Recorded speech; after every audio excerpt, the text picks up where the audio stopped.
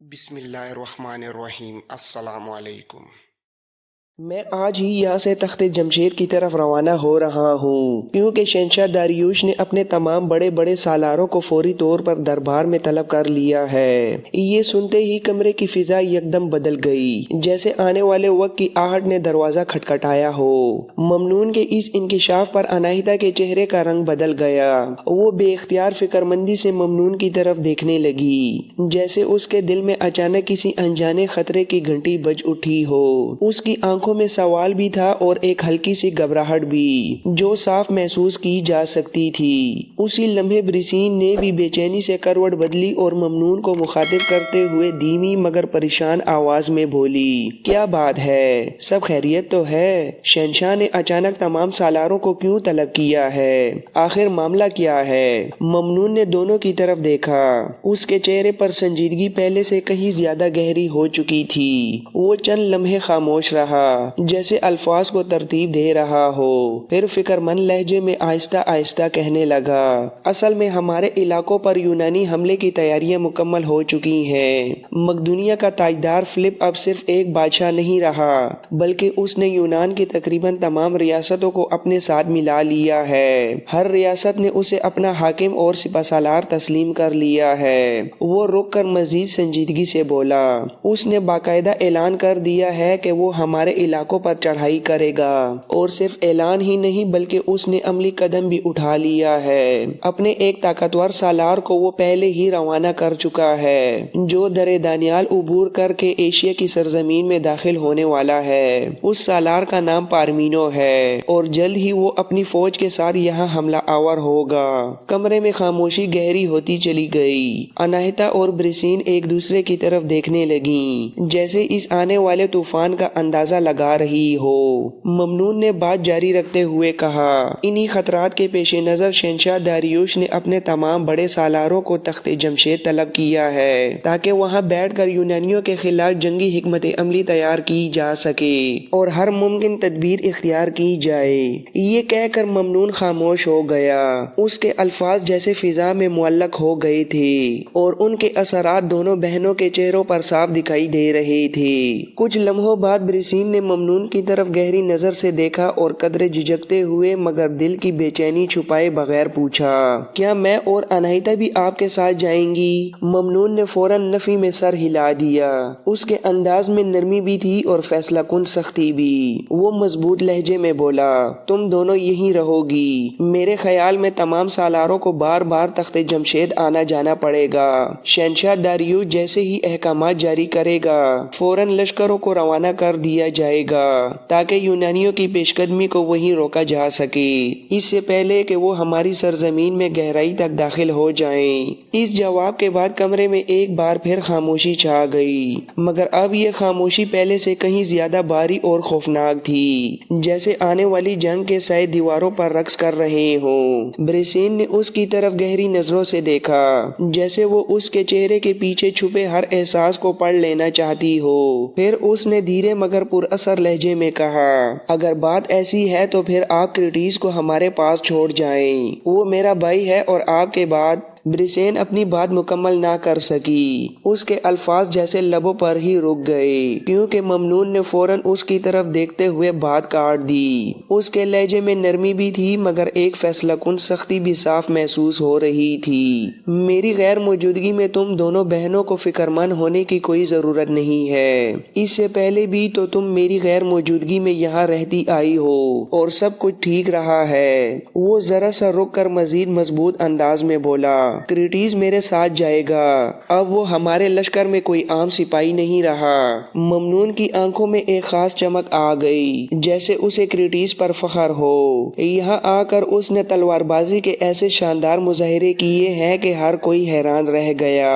مستقر میں جب بھی مختلف تلوار بازوں کے درمیان مقابلے ہوئے، اس نے ایک ایک کر کے سب کو شکست دی، بلکہ کئی موقعوں پر اس نے بیک وقت دو دو اور تین تین ماہر تلوار بازوں کا اکیلے مقابلے مقابلہ کر کے انہیں بھی ہرایا۔ اس نے قدرے جھک کر سنجیدہ آواز میں کہا، اسی وجہ سے اب وہ کوئی عام سپاہی نہیں رہا بلکہ بہترین سالاروں میں اس کا شمار ہونے لگا ہے، اور یہی وجہ ہے کہ وہ میرے ساتھ تخت جمشید جائے گا۔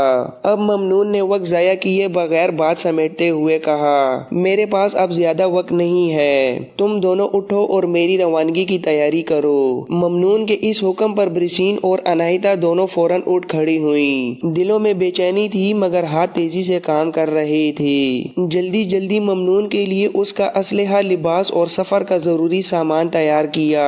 فضا میں ایک عجیب سی خاموشی تھی جس میں صرف ہلکی ہلکی آہٹیں اور دلوں کی دھڑکنیں سنائی دے رہی تھیں۔ اتنی دیر میں ممنون خود بھی مکمل طور پر تیار ہو چکا تھا۔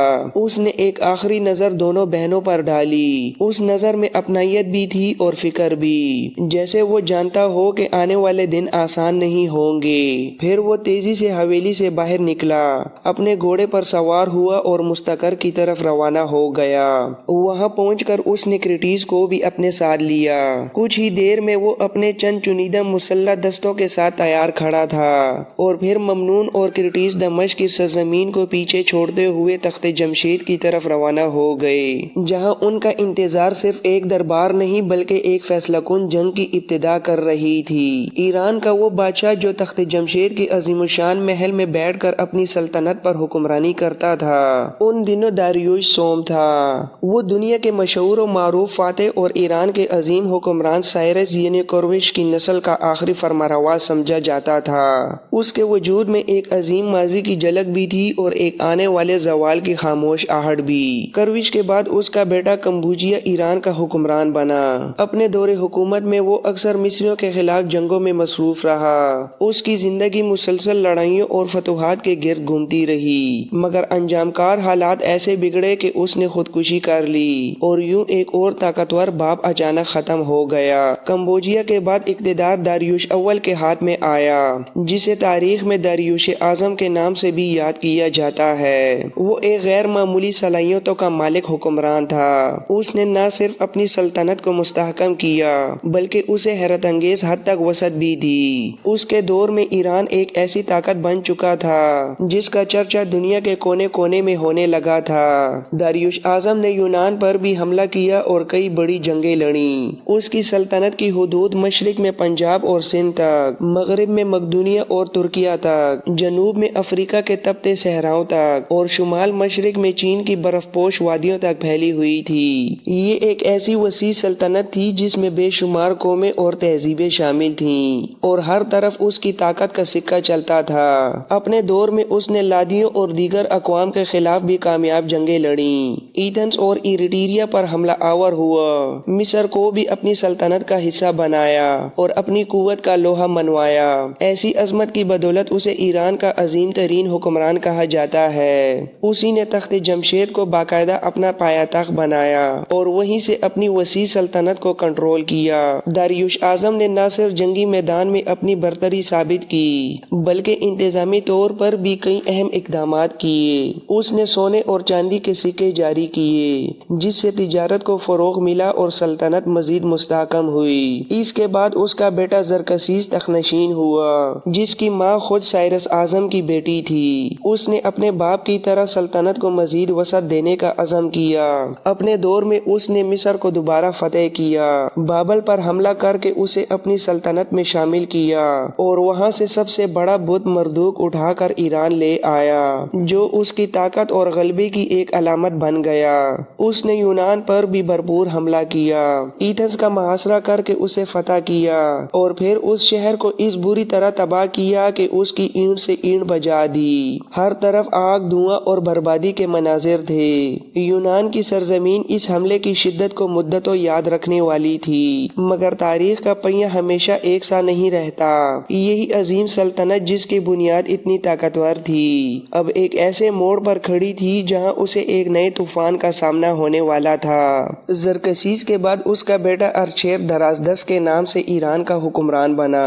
اس کے دور حکومت میں سلطنت کے مختلف حصوں میں بغاوتیں سر اٹھانے لگیں، اندرونی انتشار بڑھنے لگا تھا، اور اسی زمانے میں یونان کی ریاست ایتھنز نے بھی غیر معمولی طاقت حاصل کر لی۔ حالات کو سنبھالنے کے لیے ارچیر نے یونانیوں کے ساتھ صلح کا معاہدہ کیا، مگر اس کے دور کا آخری حصہ طوائف الملوکی اور بد انتظامی کا شکار بھی رہا، جیسے ایک عظیم سلطنت آہستہ آہستہ اپنی گرفت کھو رہی ہو۔ ارشیر درازدست کے بعد داریوش دوم ایران کا حکمران بنا، مگر وہ اپنے باپ کی طرح مضبوط ارادے کا مالک نہیں تھا۔ اس کی کمزوری یہاں تک بڑھ گئی کہ اس نے سلطنت کے اہم معاملات اپنی بیوی پریستی اور درباری خواجہ سراؤں کے سپرد کر دیے۔ یوں اقتدار کا اصل مرکز خود بادشاہ کے ہاتھ سے نکل کر دوسروں کے قبضے میں چلا گیا۔ داریوش دوم نے اپنی زندگی ہی میں اپنے بیٹے ارشک کو ولی عہد مقرر کر دیا تھا، حالانکہ اس کی بیوی پریستی اس فیصلے سے سخت ناخوش تھی۔ وہ چاہتی تھی کہ اس کا دوسرا بیٹا تخت کا وارث بنے، مگر حیران کن طور پر زندگی میں پہلی بار داریوش دوم نے اپنی بیوی کی خواہش ماننے سے انکار کر دیا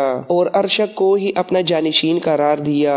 چنانچہ داریوش دوم کے بعد یہی ارشک ارشیر دوم کے نام سے ایران کا بادشاہ بنا۔ اس کے دور میں کئی اہم اور ہنگامہ خیز واقعات پیش آئے، جن میں سب سے مشہور جنگ کناسا تھی۔ اس کے عہد میں مصر میں بار بار بغاوتیں اٹھتی رہیں اور جیلان کے لوگوں نے بھی اس کے خلاف علم بغاوت بلند کر دیا۔ یوں اس کی حکومت مسلسل چیلنجز اور اندرونی خلفشار میں گھری رہی۔ ارشیر دوم اپنی زندگی میں اپنے بڑے بیٹے کو ولی عہد بنانا چاہتا تھا، مگر اقتدار کی ہوس نے شاہی خاندان کے اندر زہر گھول دیا تھا۔ اس کے اپنے بیٹے اوکس نے تخت کی خاطر باپ کی زندگی ہی میں اپنے بھائی کو قتل کرا دیا۔ اس سنگین جرم کے بعد اوکس کو یقین تھا کہ اب باپ اسے ہی اپنا جانشین بنائے گا، لیکن تخت تک پہنچنے کا راستہ ابھی صاف نہیں ہوا تھا، کیونکہ اس کے اور اقتدار کے درمیان اب بھی کئی رکاوٹیں موجود تھیں۔ ان میں سب سے نمایاں اس کا بھائی اریاس تھا، ایک نہایت خوش اخلاق، نرم دل اور نیک اتوار شہزادہ، جو نہ صرف عوام بلکہ ایرانی امراء میں بھی بے حد مقبول تھا، اور یہی مقبولیت آنے والے خونی کھیل کی بنیاد بننے والی تھی۔ اوکس نے اقتدار کی راہ میں حائل ہر رکاوٹ کو ختم کرنے کا پختہ ارادہ کر لیا تھا۔ اس کے دل میں تخت کی ایسی اندھی خواہش جاگ اٹھی تھی کہ اسے نہ رشتوں کا خیال رہا اور نہ خون کے تعلق کا۔ چنانچہ اس نے نہ صرف اپنے بھائی اریاس کو راستے سے ہٹا دیا، بلکہ اس سے چھوٹے بھائی ارسام کو بھی بے دردی سے قتل کرا دیا۔ یوں شاہی محل جو کبھی محبت اور طاقت کی علامت تھا، اب سازشوں اور خونریزی کی آماجگاہ بن چکا تھا۔ جب ارشیر دوم کو یکے بعد دیگرے اپنے بیٹوں کی ہلاکت کی خبریں ملیں تو وہ اس شدید صدمے کو برداشت نہ کر سکا۔ اس کا دل ٹوٹ گیا اور وہ اسی غم میں دنیا سے رخصت ہو گیا۔ باپ کی موت کے بعد وہی قاتل بیٹا اوکس تخت پر قابض ہوا اور ارشیر سوم کے نام سے ایران کا حکمران بن بیٹھا۔ ارشیر سوم کے دور حکومت کا آغاز ہی ہنگاموں اور بغاوتوں سے ہوا۔ سلطنت کے مختلف حصوں میں آگ بھڑک اٹھی، مگر اس نے سختی اور بےرحمی سے ان تمام بغاوتوں کو کچل دیا۔ مصر میں بھی بغاوت ہوئی، لیکن وہاں بھی اس نے اپنی طاقت کے بل پر بغاوت کو دبا دیا۔ یوں ایک بار پھر ایران کی سلطنت بظاہر مضبوط نظر آنے لگی۔ جب وہ اندرونی دشمنوں کو قابو کرنے میں کامیاب ہو گیا تو اس نے اپنی طاقت کو مزید بڑھانے پر توجہ دی۔ ایران میں آباد ہونے والے یونانی جو پہلے مختلف گروہوں میں بٹے ہوئے تھے، اب جوگ در جوگ اس کے لشکر میں شامل ہونے لگے۔ اس طرح ارشیر سوم کی فوج پہلے سے کہیں زیادہ طاقتور اور منظم ہوتی چلی گئی اور اس کی سلطنت ایک بار پھر عروج کی طرف بڑھنے لگی۔ لیکن تقدیر کو کچھ اور ہی منظور تھا۔ زندگی نے اسے زیادہ مہلت نہ دی۔ ارشیر سوم کے دربار میں ایک نہایت با اثر اور قابل اعتماد خواجہ سرا موجود تھا، جس کا نام باگواس تھا۔ شروع میں وہ نہایت وفادار دکھائی دیتا تھا۔ اس کی تمام تر کوششیں سلطنت کو مضبوط اور مستحکم بنانے کے لیے تھیں۔ اس نے ارشیر کے کئی منصوبوں میں بڑھ چڑھ کر حصہ لیا اور اپنی ذہانت و تدبیر سے مملکت کو سہارا دیا۔ اسی وجہ سے وہ بادشاہ کی نظروں میں بے حد اہمیت اختیار کر گیا تھا، مگر وقت کا پہیہ ہمیشہ ایک جیسا نہیں رہتا۔ وہی باگواس جس پر بادشاہ آنکھیں بند کر کے بھروسہ کرتا تھا، آہستہ آہستہ اندھیری سازشوں کے جال میں الجھتا چلا گیا اور بلا آخر وہی شخص جسے وفاداری کی مثال سمجھا جاتا تھا، ارشیر سوم کے خلاف خفیہ سازشوں میں شامل ہو گیا۔ ایران کے بادشاہ کے دربار میں جو عزت و وقت اسے حاصل ہوئی تھی، وہی اس کے غرور اور لالچ کو اور بڑھانے لگی۔ باگواس اب صرف ایک با اثر درباری بن کر مطمئن نہیں تھا، بلکہ اس کے دل میں خود ایران کا تاج پہننے کی خواہش جنم لے چکی تھی۔ اقتدار کی یہ آگ اس کے اندر آہستہ آہستہ بھڑکتی کرتی رہی، یہاں تک کہ اس نے ایک خطرناک فیصلہ کر لیا۔ چنانچہ ایک مناسب موقع پا کر اس نے بڑی چالاکی سے ارشیر سوم کے کھانے میں زہر ملا دیا۔ یہ سازش اتنی خاموشی سے رچی گئی کہ کسی کو کانوں کان خبر نہ ہوئی، اور بالآخر 338 قبل مسیح میں ارشیر سوم زہر کے اثر سے ہلاک ہو گیا۔ یوں ایک طاقتور بادشاہ کا انجام ایک خفیہ زہر کی نظر ہو گیا، اور تخت ایران ایک بار پھر سازشوں کے سائے میں آ گیا۔ ارشیر سوم کو راستے سے ہٹانے کے بعد باگواس نے خود تخت سنبھالنے کی بجائے ایک اور چال چلی۔ وہ ایک ایسے شخص کو بادشاہ بنانا چاہتا تھا جو بظاہر شاہی خاندان سے تعلق رکھتا ہو، تاکہ وہ پس پردہ رہ کر اصل اقتدار اپنے ہاتھ میں رکھ سکے۔ اس مقصد کے لیے اس نے کدمان نامی شخص کو منتخب کیا، جو شاہی خاندان کا آخری فرد سمجھا جاتا تھا۔ چنانچہ یہی کدمان بعد میں داریوسوم کے لقب سے ایران کا بادشاہ بنا۔